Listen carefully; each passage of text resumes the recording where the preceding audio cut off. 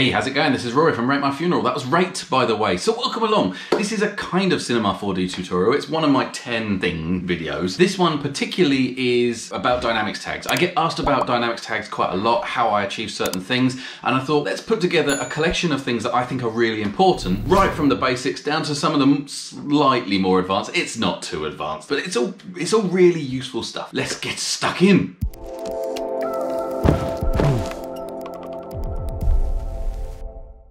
Okay, so you join me over here in Cinema 4D, and here I have a basic scene set up because we're going to cover the basics of the tags. I have 3 items here: a plane which will act as my floor, a cube, and a sphere. Now the plane, I want to use a simulation collider body tag, and what this means is this will interact with the physical world inside of my scene, but it will not be affected by gravity, so therefore it won't fall, so it's perfect for a floor. My cube, I'm going to do simulation rigid body, so now my cube will fall, be affected by gravity, and interact with other things, so it lands on the floor. Perfect. The sphere, I'm going to do simulation soft body, and basically what this is doing is that it's adding connectors between all of the polygons, which means that it can distort the shape, so therefore it acts like a soft body. All of these tags are basically the same tag, it's just the configuration that's different. So the idea that you can right click and choose one of these tags is just purely for speed. The other one here is the ghost body. Now this is a very special tag.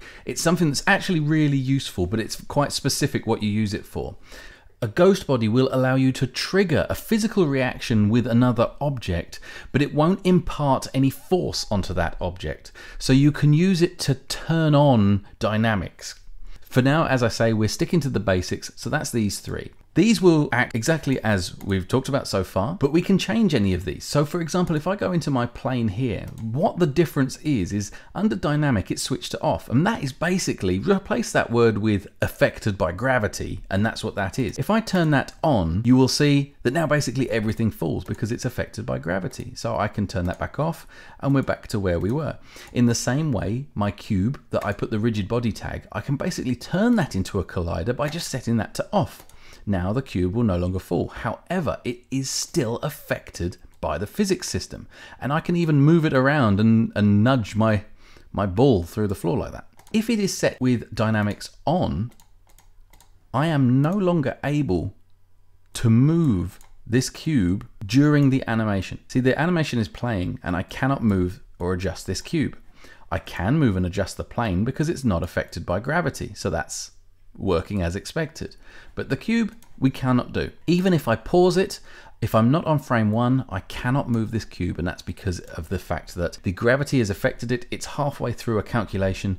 You need to put it back to its starting point and then you can move it around. Another basic but really important element is the collision shape. Now, Cinema will try and do its best to work out what is the best collision shape for your item, but sometimes you just need to tweak it. So to give you an example of this, I will just create a tube and I will make that a bit bigger. And let's just move our cube out of the way and we'll use our sphere.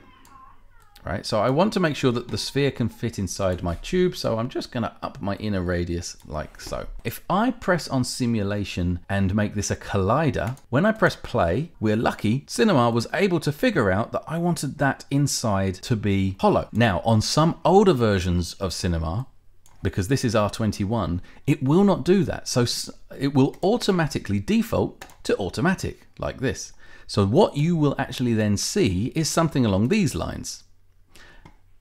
And if you're not sure why, that can be incredibly frustrating. So basically what you need to do is come into the tag and change the shape to one of the options here. Now the most easiest to work with is moving mesh or static mesh. Now you do have to remember that these can affect the processing time for the calculations of the physics if you have a very complex model. So this is a balance thing. But if I set this to static mesh, now you can see the whole inside works. If I'm planning to animate this, then I need to ensure I set it to a moving mesh so that Cinema knows that this is going to be animated and moving around. And that's basically it for the tags on how to get started with them and just start using and playing around.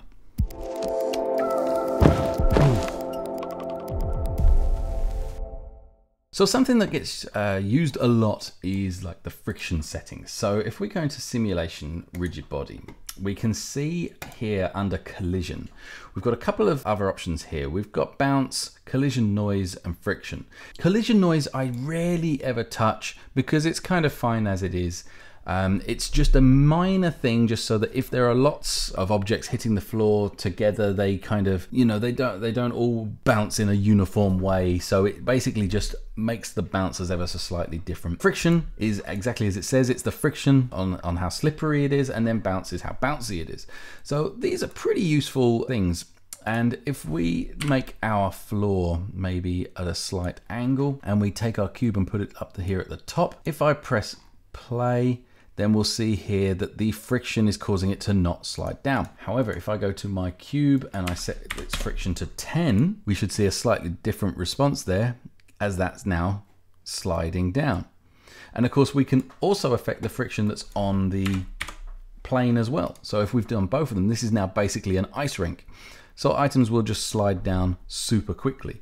We can animate this. We can use keyframes to even change this, but let's just put that back to 100. We also here have a bounce option. So if we put this back to 100 as well, and we set the bounce to 50%, now when we press play, we'll see that it kind of is very different from the first time. And depending on how high that falls will depend on how much bounce there is. Really, bounce is best with a sphere.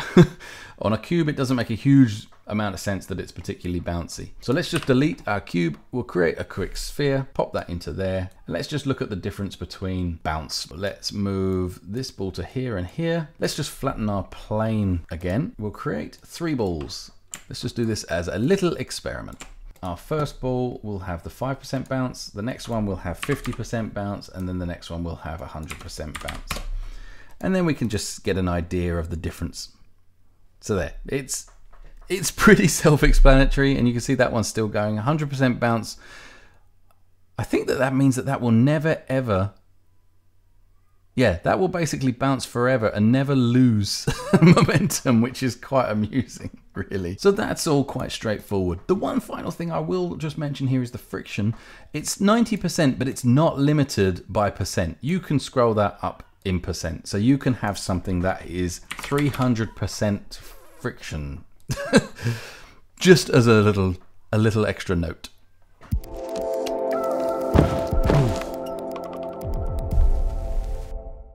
There are some rather useful settings in the project. If we press Control and D, we will see here under Dynamics, we've got a few tabs. Just as a quick overview of what we've got here, we can enable dynamics in general, so switch it on or off. The type scale, the gravity, the density, air density is all configurable from here, and we can even keyframe it so we can change it about. So for example, the time scale, what this would be used for is if I create a cube and set a rigid body on that and press play, it will start falling. Brilliant. Now if I go to frame 19, Control D, and I keyframe to frame 40, down to say 3%. What we will now see is that cube falls and then suddenly does that whole slow-mo falling super slow thing. This is really cool. I've done a few tutorials. I use this all the time in my ragdoll videos. I absolutely love this effect. That's a really important one. Gravity, it's as it says. This is the gravity setting, and you can adjust this up or down. You can even go into minus. So if I hit minus on that, then my cube will fall upwards. So you can play around with gravity as well. Caching is super important if you are using a motion blur inside the physical renderer, or if you just want to generally speed up and confirm exactly what's going to happen. Always set up your scene and then always bake it into the cache. Let's really quickly do this one. We'll do 99, 99, 99, and we'll set this to grid array, 10, 10, 10, and it's 100, 100, 100. There we go. So we've got this big load of boxes. I'm going to create a cylinder, and we're going to pop that there and make that a collider body and just hit play. And we should see this all falls down. Now you can see that it's running okay, but it's not that fast, right? And also, if I try and scrub the timeline, it only calculates forward. So this isn't much good for setting up timings and things like this. So this is why we would now bake this. So I'm just going to reduce the number of frames so it's a little quicker. Control D, go to cache and do bake. Right, that is now baked. So I can hit play and you'll see that this is already running much, much better. And if I grab my timeline, I can scrub through it. I can see exactly what happens and when. Absolutely brilliant. Perfect. And it tells us the size that that's going to be. And we can clear this if we wish and rebake it. The world is our lobster. Look at that. Wonderful. Something just to mention here is we can actually cache individual tags themselves. Now with the cylinder it doesn't make sense because that's a collider body, but here in the cubes we can actually come to cache on the tag and bake just this tag if we want. So let's hit Control D again and we'll go back to our tabs here. So we covered general and cache. And let's have a quick look in expert. Okay, so collision margin. Now here you'll see that mine is set to 0.1. By default, this is set to 1 centimeter, which means that you'll have an ever so slight gap around your items. So if you ever feel like your items aren't quite sitting on the floor, then reduce this. I tend to do it anyway. I always just put it down to 0.1. Occasionally you may want to do a bit, you may want something else, but generally this does most situations. There's a bunch of other settings in here as well. The one that I'm going to talk about here is the steps per frame. This is basically how much effort it puts into working out the physics calculations. So the higher this number, the longer it will take to work them out. Now, just to give you an example of something that often happens with this, if let's see if we can get away with this. We'll go to Dynamics, Custom Initial Velocity, and I'm going to set this to -5,000. And now when I hit play, all those cubes will fly at the floor. And now do you see how a bunch goes through the floor? That's basically because of that number. So if I now rewind and go back to Control D, so let's put it up in small increments. Let's go up to 10 and see if we still see things fly through the floor. So nothing flew through the floor. However, this is something that I often find is things tend to be a little bit more bouncy. The higher this goes, I think the more bouncy we get. So if I just set it to 25, you'll see that obviously now it's taking much longer to recalculate it. But yeah, we're getting this very odd behavior. Like this could be correct. I don't know. It doesn't feel right to me. But let's go crazy and put this up to 100. Like we know we're not getting anything go through the floor, but yeah, everything is flying upwards a lot.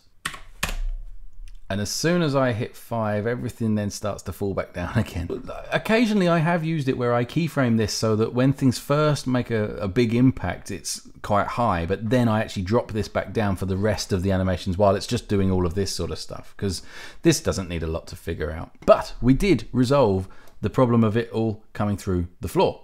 So that's where you do that. Finally, I just wanted to mention this last tab here, which is visualization. This allows us to see kind of what our physics are doing and various different information about what's happening in the scene.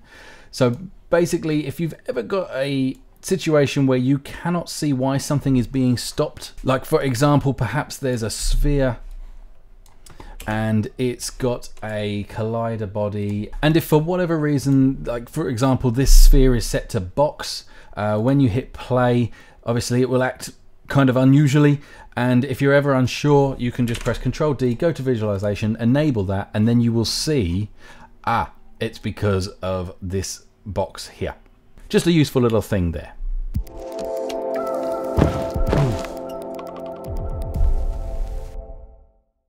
Physical items inside of a cloner. So we'll stick with a basic cube. You may have seen in some of my videos I occasionally use this because I'm a little bit obsessed with cubes and physics and stuff like that, but whatever. So let's start with our cube. It's 100 by 100, and we'll put that into a cloner. Hold down Alt, so we only have to press it once. And let's set the cloner to a grid array, and then my size, I set them to 100, so we'll do 100 by 100 by 100, and then do 10 in each row. And that gives us our cubes. Now it will run, the calculation will be really rubbish. We just need to right click, simulation rigid body. This will be super slow because they're all kind of intersecting ever so slightly because they're exactly on one another. So we've got a couple of ways we can do this. We can reduce the size of our cube ever so slightly, or we can just put something like 0.5 into our cloner, just so that the cubes aren't quite touching and then there's a little bit of a gap between them. We can also do Control D, come into Expert and ensure that the collision margin is very minimum, so 0.1. There we go. And now when we press play, we can see that that's now much better. They're quite bouncy, and that's all good. But this is how I'll often create a stack of boxes that I then throw something into or do something fun with. Another thing you can do is, instead of doing a grid array, you can do linear, and you can push them up to, I don't know, like 110, and then just maybe stick 100 in there and press play, and they'll all start falling. And this is quite a good way to litter a scene with items. So now all my pieces are in their position. I can now hit pause, come to the tag and click dynamics and then set initial state. And if I click on that and rewind, that's now where those ones will stay. And I could maybe grab another cube, oops, and put that into a cloner as well, and do same sort of thing again, I guess. But let's add 300 so that there's tons, and hit play. And now those cubes will also interact with those other cubes, and it's kind of doing what you would expect, and it's all groovy and all wonderful. There we go. So that is using it inside of a cloner. There are some other features as well. There's a ton of other things that you can do with it like this, but this is kind of a good start just to start playing around with them.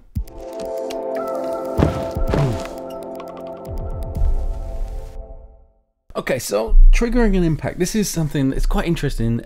As I always say, there is a ton of different ways to go about achieving this. So I'm just going to go through the most common ones that I tend to use. Okay, so I'm just going to set up a quick scene. I'm a bit fed up with this whole boring look, so I'm going to utilize Infidio just to make a studio. And then I'm going to pop in a ragdoll from one of my other projects. He's a little big, so I'm going to shrink him down. I'm also going to fix that axis point. This is nothing to do with this tutorial. It's just because that is a slight problem that I want to fix here to speed things up. There we go. He's now sitting dead on the floor. And all the physics are set up because in Infidio, the physics for the floor are already set up and his is already done. So he will fall and collapse. Brilliant. Okay, so he does what we would expect him to do. Now, what if I don't want that to trigger straight away? Now, there's, as we talked about earlier, we can do the whole thing where we keyframe the dynamics to not start. But another way that I like to do is to actually come into the physics tag for him, and I will actually set it to trigger on collision. Right? So now if I hit play, obviously nothing happens because it's waiting for something to hit this.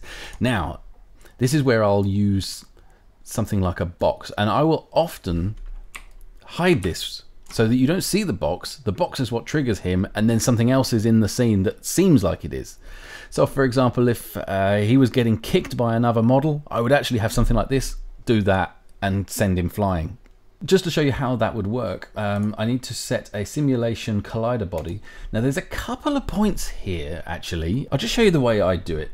First of all, so with that off, if I press play, I can now move that into him, and you'll see that he falls. But obviously you've got to be a little bit careful because there he hasn't let go of his arm, so he's now dangling. So you have to kind of time it right, which is why this is a little bit tricky. So if you do like a good hit, you can make some pretty cool looking effects of him being hit in a pretty decent way. Now you can then keyframe this moving around, but there's quite a smart way to do this. If I press Shift and C, this gives you the search, and you can type in CAPP, and that will give you cappuccino. And this is a really handy little gizmo to basically do, it's not motion tracking, it's like motion animation. So this is in After Effects. You use this quite often if you want to simulate like a cursor moving something around or whatever. Basically, this will keyframe any movement you give this in so that you don't have to set it all manually. And all I want to do is make sure his position is checked, and then basically that's it. If I press start, now as soon as I move this, you'll notice that the keyframes start moving. So there it goes, boom and boom. Right, and that's now done. That wasn't a very good one. Actually, it was a good one. Right, so what we could now do is hide our cube, and there we go. We go from standing to falling. So I can now synchronize something else happening in the scene to make it look like that's what's knocking him down. So this is quite a nice one. Another thing that I do often use in a very similar way, I'm just going to delete that cube for now. We'll turn off cappuccino. So we've seen all of that. Another one is this other setting called Ghost. And basically what I might do is make a cube that is as big as our guy here. I will set this cube rigid body simulation. You can either do it there, you can select ghost, or go to collider and just change the dynamic to ghost. Doesn't matter. But basically if I press play and then move this cube down, it kind of just triggers him. So he now just falls. So this is again, it's a method I use quite regularly. You can do from down up or up down, and it sort of always gives you quite an interesting one. I need to make the cube a little bit bigger so it gets that hand. There we go. Right, that's definitely now big enough. So we hit play, we pull that down, and there we go. So it's kind of a good way to just sort of have him come to life like that, you see. And you can keyframe that in exactly the same other way. So they're the two methods I use the most for triggering dynamics from static to on or whatever.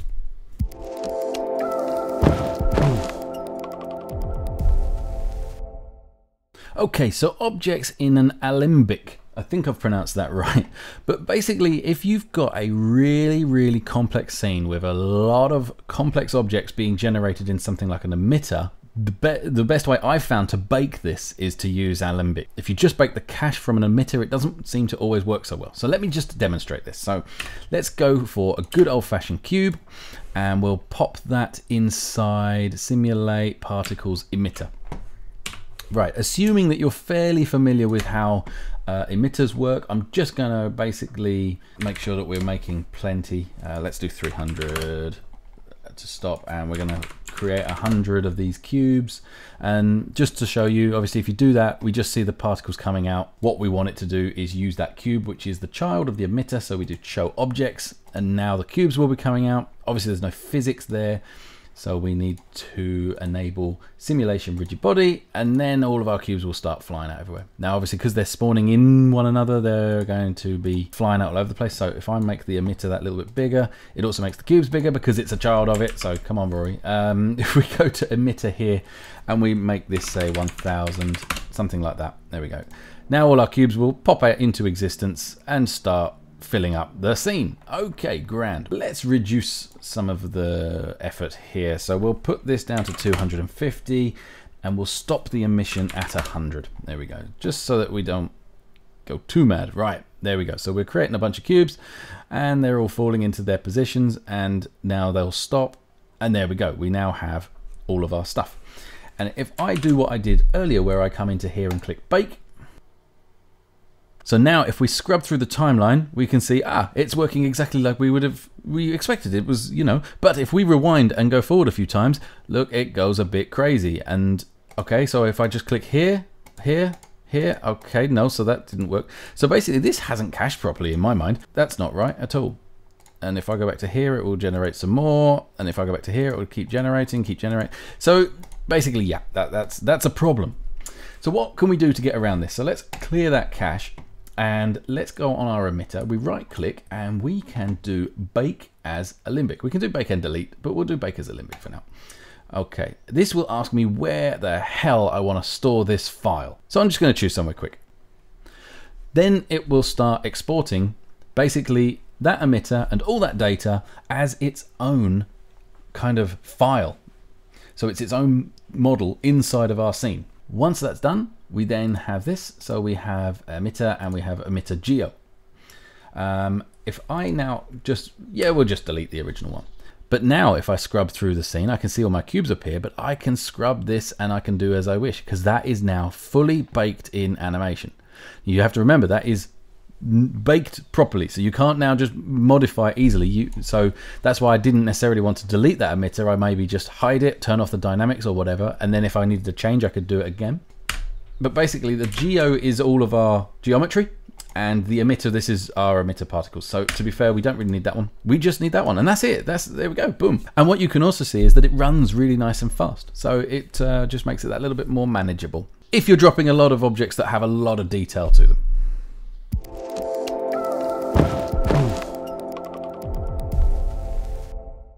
Okay, so I've been asked this a few times. How do I fill up an object? Like, for example, in the last ragdoll video, I had a box that was full of cutlery. So basically, we need our object for things to appear in. So let's just start off with, we'll go with a good old-fashioned straightforward cube. That's it, perfect. We'll make that editable. Let's grab the top and press I, bring that in, and then extrude it down. And there we go. We've now got a container, let's say.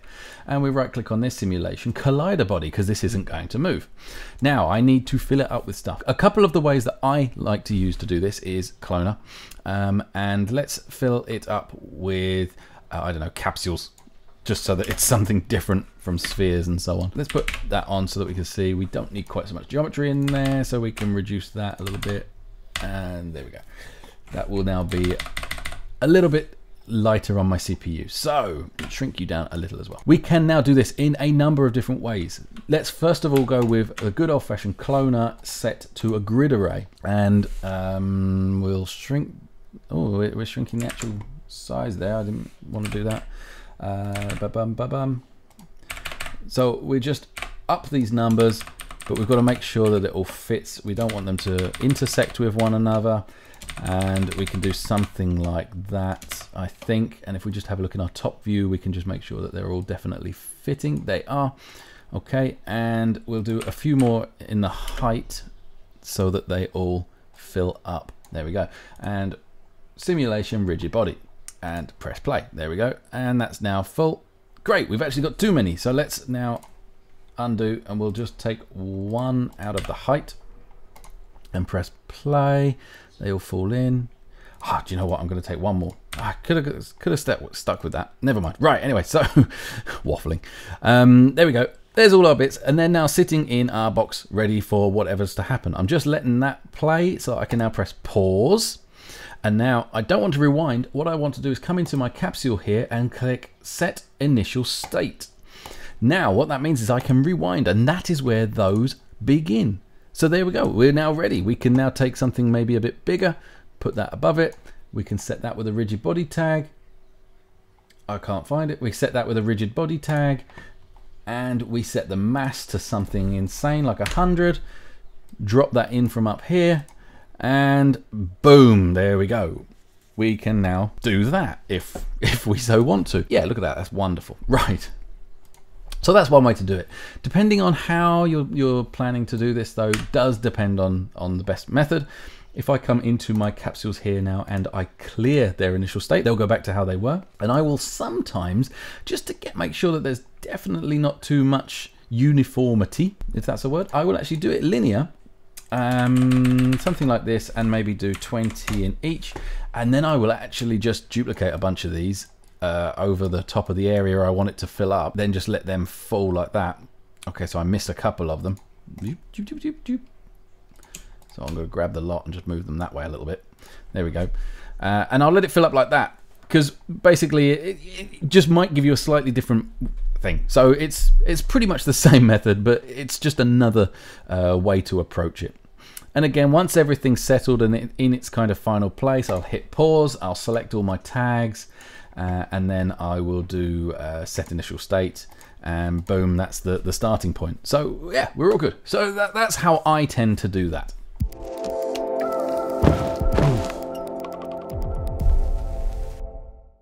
Another method of filling up an object is actually to use the emitter inside of the object. So if I take this cube and let's make it X-ray so that we can just see inside it for now.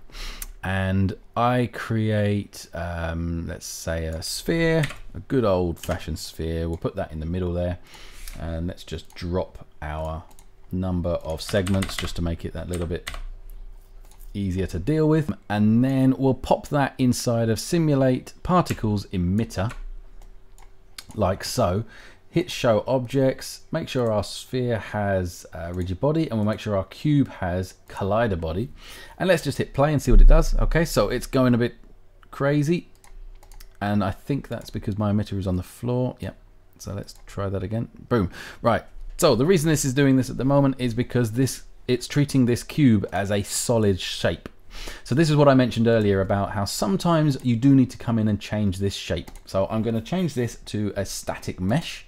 That should only use the geometry now, meaning that you can now fill up this ball. this cube. And there we go, great.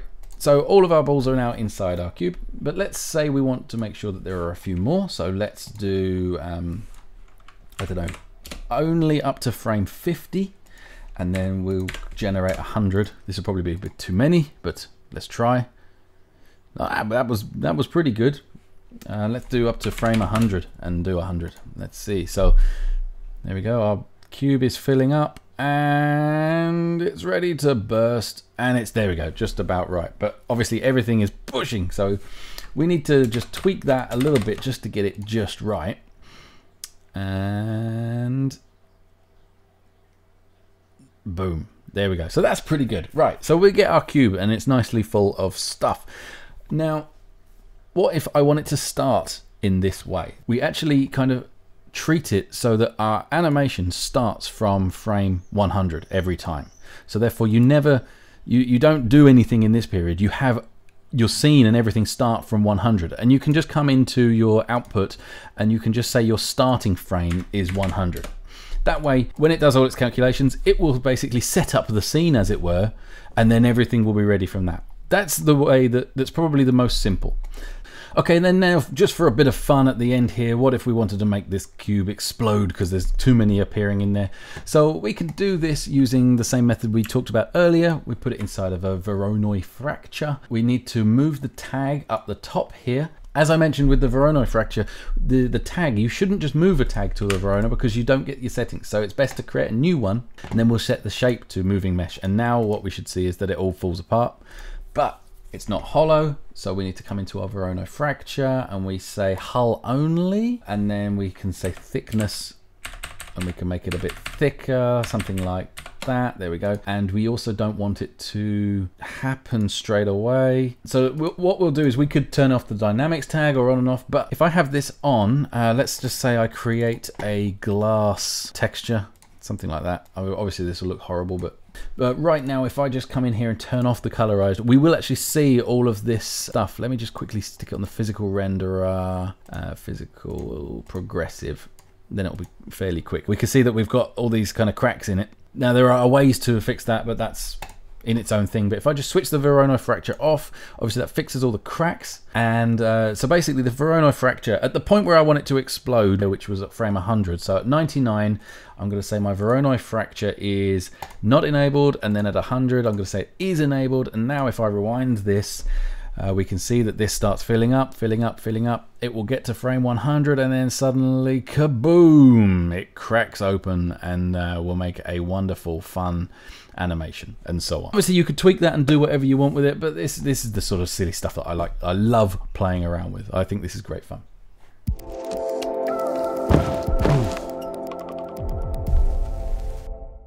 So using connectors and physics, this is something that, you know, it's quite fundamental. It's pretty straightforward, but it's good to kind of get an idea of it. Let's just create a super quick, simple structure. I don't know, something like this.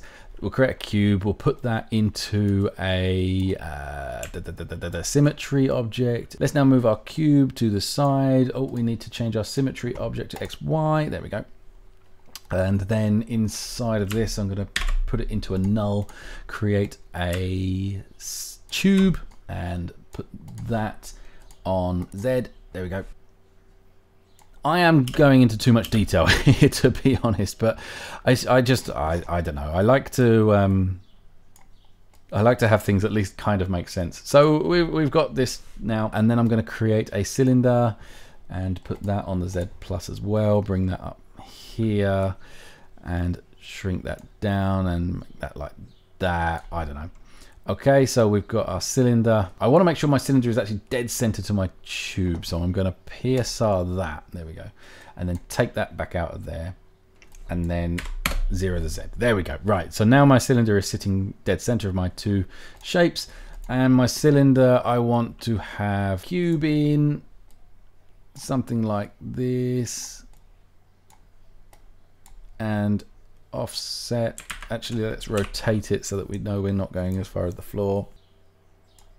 So something like that. There we go. I don't know why I've just made this shape. Oh dear, really getting distracted there. But anyway, so I'm going to put this cube as part of that cylinder.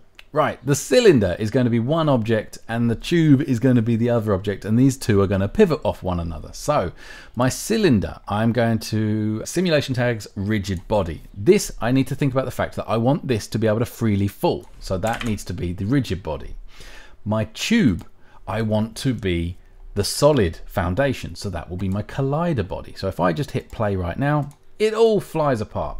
And the reason for this is because the tube is static mesh, that's fine, but this is inside of this. So I need to come to this tag on my cylinder and set collision compound shape, because I don't want it to go to the children. So now if I press play, there we go, it just falls.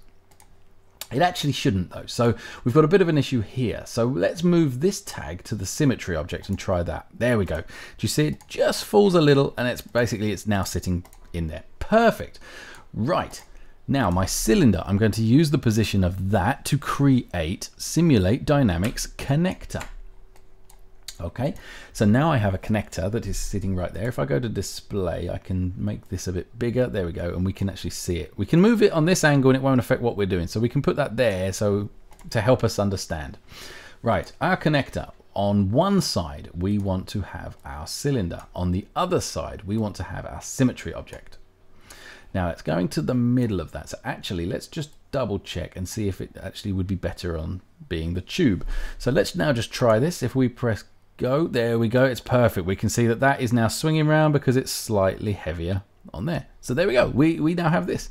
We can now use the same kind of the stuff we were playing with earlier with another object, for example, a cube with a collider body on it. And we can go and join in. Oh, we can smash it up. Yeah, okay, so we didn't want to hit it maybe that hard. But maybe we do this and we bounce it back. No, go that way. Bounce it way. Boom, boom. Doosh, doosh. So yeah, we can do some silliness. But that's now it. That's now working. Great. So is there anything else we can do? Well, we could actually put a motor on this. Now I did a tutorial where I used Espresso to make an object rotate forever. That is, as I always say all the time, there is always more than one way to achieve stuff, and that is one of the methods. Another method is you can use a motor. So if I use this connector as the positional, I'll hold down Alt and I'll go to Simulate Dynamics Motor. So now we have a motor in there, and simply all we do is connect our cylinder to our motor and press play, and that will now spin. And that is it. Slightly offset, but okay. I thought my connector was right, but apparently not. So, and then we can come into our motor and change our settings here. So maybe it's not so fast. You know, it's, there we go. So we've got ways of doing it. One of the reasons why the Espresso method for doing the rotation forever is quite good is that there's no torque or worry about that. With this, you have to think about the torque and maybe put this up super high, because I could get that cube and I could actually push against this and stop it from rotating and so on and so forth. So anyway, that's basically the super basics of connectors with the dynamics tags.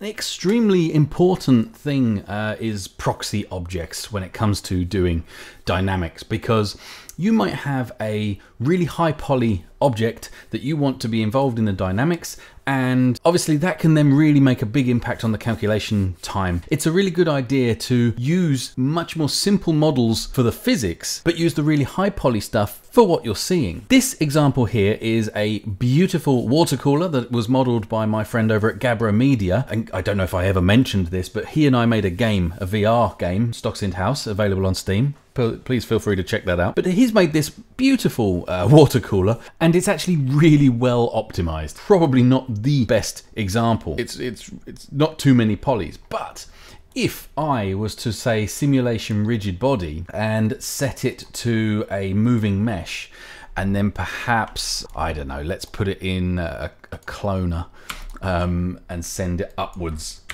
for example. No. Upwards, something like that. Let's just zoom out a bit. Yep, so we've got quite a few going up. So let's say we have, I don't know, 20, and I press play. Whoa, what? I'm not even sure what even happened then. There we go. That was a bit weird. So you can see the calculations aren't so great. They're weirdly intersecting one another for some reason. Yeah, so basically it didn't work very well, and yet you can see it's running really badly. So not such a great idea. So let's just take this out of this cloner for the moment. Now what we can do is basically tell it to use another object to get the data. Now there are two ways to do this, though there are loads of ways, but there are two ways that I use to do this. And there's one which is a quick and dirty way, but it's super simple and super easy. And then the other one is the kind of proper official way. But let's go with the quick and dirty one just to start with. So it is very simple. Let's get our water cooler and let's create a cube. Basically all we do is make a proximate mesh that's about the same kind of size and shape as our water cooler. And then we simply place our water cooler as a child of this cube. Let's turn off the dynamics on the water cooler and turn on the dynamics on the cube. Now, if I hide the cube, if I hold Alt, I can press these two little buttons here. Once they go red, that means they will not be visible. Top one is not visible in the editor, bottom one is not visible in the render. But that's another story. And then I'll do the same on the bottom, but make it green. So now we don't see the cube, but we do see the water cooler. So now I will raise my cube up. Now there is one thing that I have forgotten to do. So what will happen when I press play is that this will go a bit crazy. Yep.